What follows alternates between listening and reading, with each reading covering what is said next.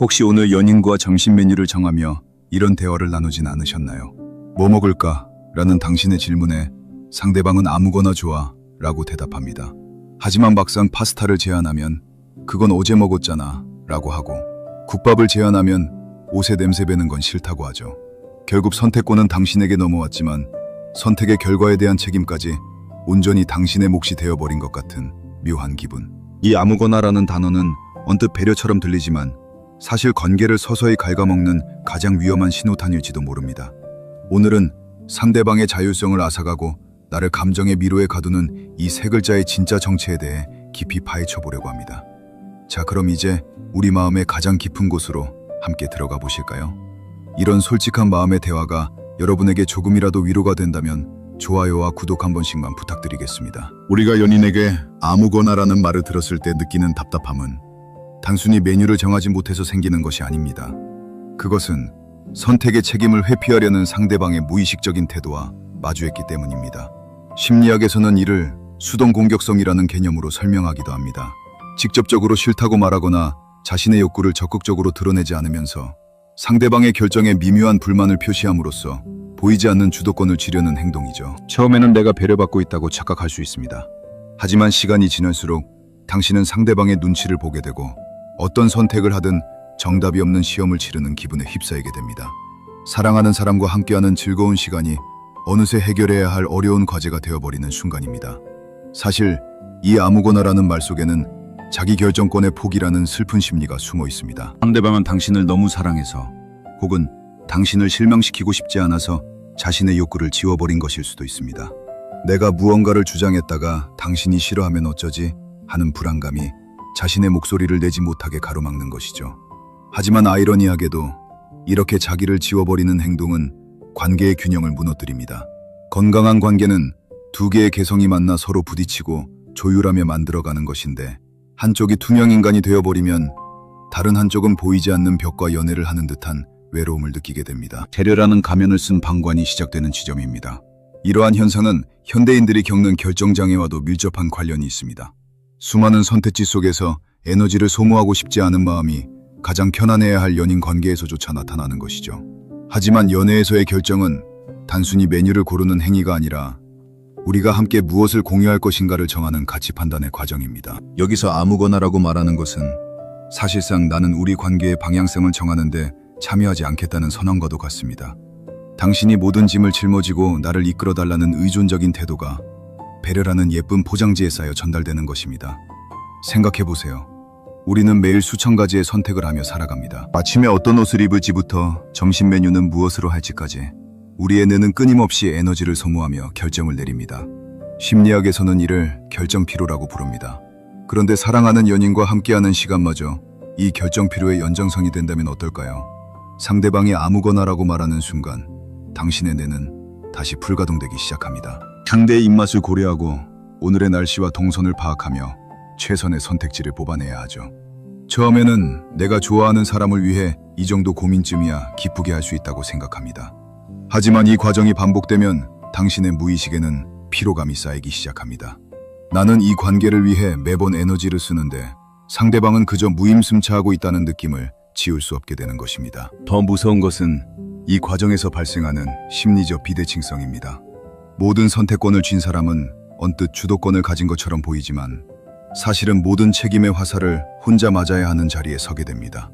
만약 당신이 고심해서 고른 식당이 맛이 없거나 카페의 분위기가 별로라면 그 책임은 오롯이 당신에게 돌아옵니다. 상대방은 말하지 않아도 표정이나 말투로 미묘한 실망감을 드러낼 것이고 당신은 죄인 아닌 죄인이 되어 미안함을 느껴야 하죠. 이것이 바로 아무거나라는 말이 가진 진정한 권력의 역설입니다. 아무것도 선택하지 않음으로써 실패에 대한 모든 비난으로부터 자유로워지는 비겁한 안전장치가 되는 셈입니다. 이런 상황이 지속되면 당신은 점차 상대방에게 의견을 묻는 것조차 두려워하게 됩니다. 어차피 아무거나라고 대답할 텐데 물어봐야 입만 아프다는 생각에 혼자 결론을 내리고 통보하게 되죠. 이때 상대방은 말합니다. 왜 내 의견은 묻지도 않고 네 마음대로 정해. 참으로 기가 막힌 노릇입니다. 물어볼 때는 아무거나라고 하더니 정해지면 왜 독단적이냐고 따지는 이 모순적인 태도. 이것은 상대방이 당신을 감정적으로 조종하고 있다는 강력한 증거이기도 합니다. 자신의 욕구는 숨기면서 상대의 행동을 통제하려는 이 고도의 심리전은 결국 당신을 번아웃으로 몰아넣고 맙니다. 우리는 흔히 연애를 2인 삼각경기라고 말합니다. 두 사람이 발을 맞추어 같은 속도로 걸어야 하는 게임이죠. 하지만 한 사람이 힘을 빼고 질질 끌려오기만 한다면 다른 한 사람은 2배의 힘을 써야 합니다. 아무거나라는 말은 사실 나를 대신해서 네가 모든 힘을 써줘라는 이기적인 요청과 다름없습니다. 상대방은 당신을 배려한다고 말하지만 실제로는 관계라는 배에 노를 젓는 고된 노동을 당신에게 전부 떠넘기고 있는 것입니다. 이런 관계에서 당신은 연인이 아니라 가이드나 보호자가 된 것 같은 착각에 빠지게 됩니다. 로맨틱한 설렘이 사라진 자리에 의무감과 피로만이 남게 되는 이유입니다. 우리는 이 현상을 좀 더 깊은 심리학적 뿌리에서 들여다볼 필요가 있습니다. 바로 애착 유형입니다. 보통 아무거나라고 반복적으로 말하는 사람들은 회피형 애착 유형을 가진 경우가 많습니다. 이들에게 자신의 욕구를 드러내는 것은 곧 갈등의 씨앗이 될 수 있다는 공포를 의미합니다. 어린 시절 자신의 의견이 무시당했거나 거절당했던 경험이 무의식 속에 남아 타인에게 나를 맞추는 것이 생존 전략이 되어버린 것이죠. 하지만 성인이 된 지금의 연애에서 이러한 회피는 상대방에게 보이지 않는 벽을 선물하는 것과 같습니다.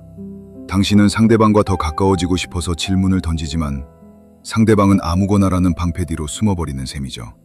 결국 소통의 문은 닫히고 관계는 정체되기 시작합니다. 이러한 행동은 때로 전략적 무능함이라는 이름으로 불리기도 합니다.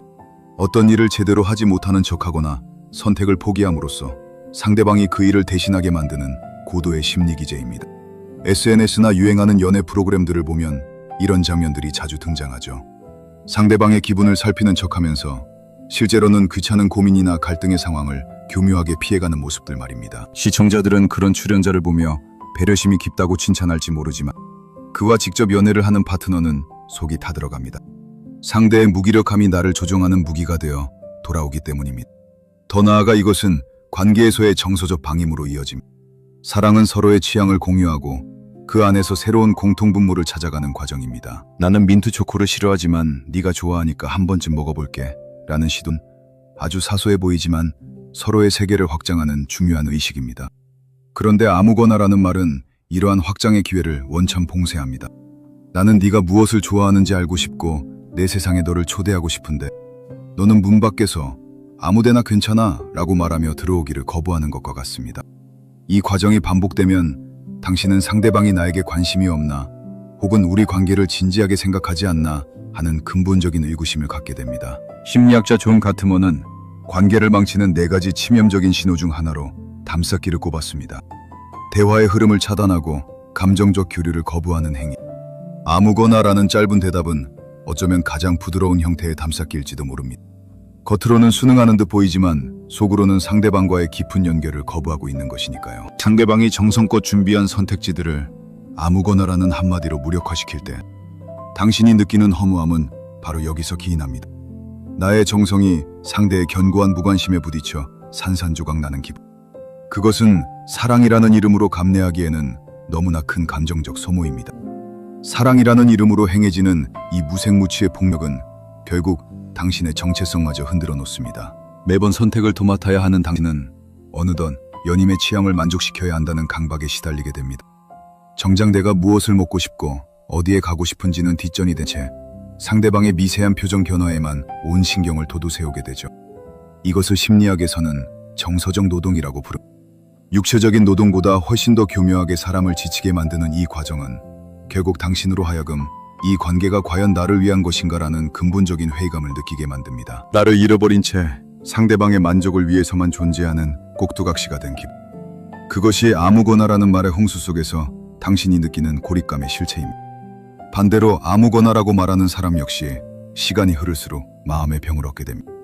자신의 욕구를 억누르고 타인에게 모든 결정권을 넘기는 행위는 언뜻 편해 보이지만 사실은 자존감을 갉아먹는 독약과 같습니다. 내 목소리가 관계에 아무런 영향력을 끼치지 못한다는 사실을 스스로 증명하고 있는 셈이니 이들은 무의식적으로 나는 소중하지 않아 혹은 내 의견은 중요하지 않아 라는 메시지를 자신에게 끊임없이 주입합니다. 그러다 보니 어느 순간 진짜 자신이 무엇을 원하는지조차 알 수 없는 감정의 불감증 상태에 빠지게 됩니다. 두 사람 모두가 각자의 방식으로 자아를 잃어가는 이 비극적인 결말은 결코 우리가 꿈꾸던 사랑의 모습이 아닐 것입니다. 그렇다면 우리는 이 지독한 굴레에서 어떻게 벗어날 수 있을까요? 가장 먼저 필요한 것은 아무거나라는 말이 결코 배려가 아니라는 사실을 서로가 명확히 인지하는 것. 배려는 상대방의 짐을 덜어주는 것이지 상대방에게 선택의 책임을 떠넘기는 것이야. 이제부터는 대화의 방식을 조금 바꿔볼 필요가 있습니다. 만약 상대방이 아무거나라고 대답하는, 당신은 무조건적인 수용 대신 선택의 폭을 좁혀주는 기술을 사용해. 예를 들어 한식과 중식 중에 골라줘, 혹은 오늘 영화를 볼지 산책을 할지 네가 정해줘. 상대방이 최소한의 선택을 할 수 있는 가이드라인을 제시하는 것. 이것은 상대방의 결정 근육을 다시 키워주는 아주 중요한 훈련이다.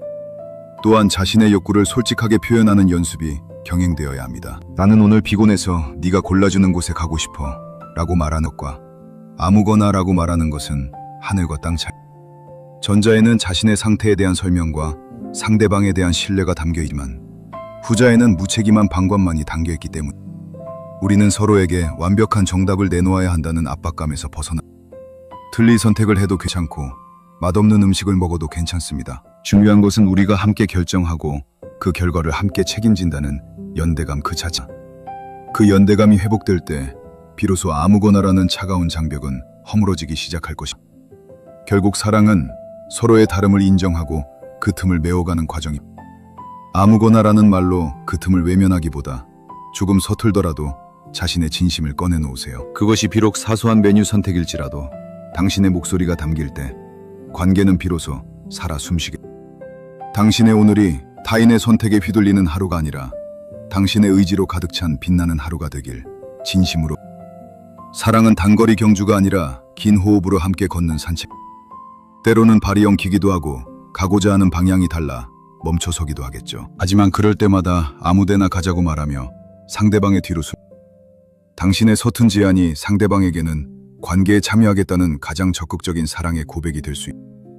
서로의 취향을 존중하고 때로는 부딪히며 만들어가는 그 소란스러운 과정이야말로 진짜 사랑이 깊어가는. 오늘 당신이 건넨 그 한마디가 두 사람의 세상을 조금 더 선명하게 만들기. 긴 시간 함께해 주시